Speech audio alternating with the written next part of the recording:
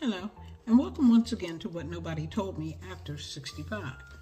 Well, it's your lady on the go, lady in the know, Miss Info. I'd like to welcome you to Information Nation, where knowledge is shared and wisdom exchanged for the betterment of a people. Let's get started. I want to talk to you tonight. Let's have some fun. I've been a little heavy here lately. Let's talk about pet peeves. You know we got them. We can get agitated so quick. It seems the older I get, the more pet peeves I have. These computers will really do it. It goes slower and slower. That's one pet peeve, that little circle oh my God. That's one of my pet peeves. The official definition of a pet peeve is something that a particular person finds especially annoying. But there are many universal pet peeves, especially for those of us who work in office settings. When I was working, oh my God, I just stayed in my own office, my own cubicle, because people can really work your nerves. The biggest and most common pet peeves, chewing sounds and noises. Being frustrated at the sound somebody makes when they're eating. Oh my God. When they're eating like an apple, or when they're eating something and it must be good, but they just making that noise. Oh my God. Yeah, that can be annoying. Repetitive tapping. I was doing it the other night. I didn't even realize it. Just over and over again. Come on now, stop it. Interrupting during a conversation. Boy, that burns me up. Now, sometimes it's because people can't hear. I have a couple of friends. I'm talking, and I'll be so frustrated. I said, wait a minute, you need to stop, because I'm talking, and you're not even listening to me. I did that a couple of times, and, the person on the other line, they stopped. I guess they were sort of shocked. No, that's annoying. You don't give me my chance. It's my turn to talk. That's not right. Taking phone calls in public. You're in the store, you're standing in the grocery store line, and there's somebody, undoubtedly, they may not be in your line, but the next line, they're on the phone just talking. Or, how about they put them on FaceTime? And it's a whole video call, and you're in the conversation with them. I tell you, one time I answered somebody. I said, no, that's not a good color. And of course, the lady turned around and looked at me like, I beg your pardon. But she didn't say it, because if she did, I'd have said, I beg your pardon. You the one wanted me in this conversation about that blouse. Don't do it to me. How about people cutting in line? Just act like they didn't see the line snaking all the way around there.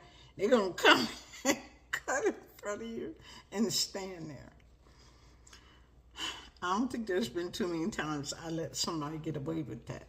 Nah, you're not going to cut in front of me. And I've been standing here for 20 minutes. I don't think so. How about people who talk during a movie? I'm bad for that. I'm talking during the movie because it hasn't captured my interest yet. So I'm ready for it to be done. What did I go see? Clarence, the story of Clarence. Oh, Lord, don't go see that movie. It was horrible. Yeah, I talked all the way through it, and then we just finally got up and left. How about slow walkers. You're in a thing, you're in a museum or someplace where it's a guided tour, and these people just won't keep going. I hate that when they got them gawkers on the highway too. That's not your accident. You don't know them people. Keep going. Keep your eyes on the road before you're in an accident. How about people who crack their knuckles?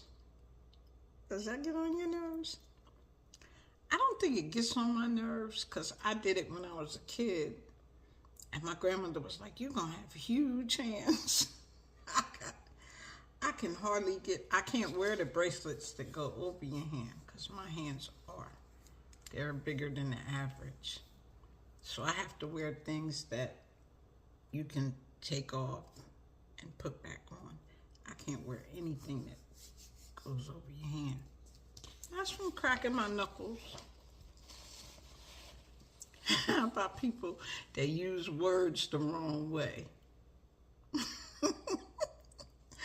It's not so bad if they're talking to me and they use the word in the wrong way, but if I read it, the improper use of there and there, T-H-E-R-E and T-H-E-I-R, or affect and effect, A-F-F-E-C-T and E-F-F-E-C-T. Oh, that burns me up if I'm reading it. I don't care so much if you say it when we're talking because they sound alike, so maybe you're using it in the right context. How about chalk? Chalk on a chalkboard. Oh, just thinking about it. I don't even want to talk about that. Chalk on a chalkboard and nails scraping on it. Oh, God. How about people that's always talking about their sickness, their illness? You can't say anything to them and they are sick. Everything. Oh, yeah, child, I had that. Ooh, I remember when I had. Oh, my goodness. I don't want to hear that. Okay, so, pet peeves. That's what we're talking about. How about people who talk over top of you? You talking and they getting louder because they want to be heard. You know, I have a problem with it, but I just be quiet. If you want to be in a group with me, you want to be in around me and you don't want me to say anything, that's fine. I can be quiet. Now, some people have that need because they're nervous. You ever notice that? Sometimes people just talk because they're nervous. Yeah. How about not picking up after your dog? That's just nasty. Everywhere you go, they got them doggy bags or doggy. I see them all the time. And I think to myself, I thank God I don't live in this neighborhood. Because that's just nasty. A universal pet peeve for everybody all over the world is losing stuff. Losing them keys. Put the glasses down. Can't find them. Put the phone down. Don't know what you did with that. That's just enough to get on your last nerve. But anyway, what can you do about pet peeves? When you get frustrated or you're angry, it's been triggered by something, usually one of these pet peeves, just stop, slow down. You know, think about why it annoys you. Think about what it is doing to make you angry or frustrated or feel some kind of way. Stop and figure out what it is that's happening that you can't handle it. You want to identify the source. What is triggering this strong reaction in you? Is it the person? Is it the action of the person? Or is it the act itself? A lot of times we don't have time to sit still and look at it right then when it's happening. But when you get by yourself, you want to take a look inside and see if you can figure out what is triggering your displeasure or your dislike for that pet peeve. We all have them. It's not to say it's good, bad, or ugly. It's just what it is. We have pet peeves.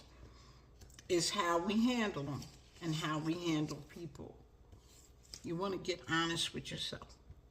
You know you better than anybody else, so get honest. I don't like her.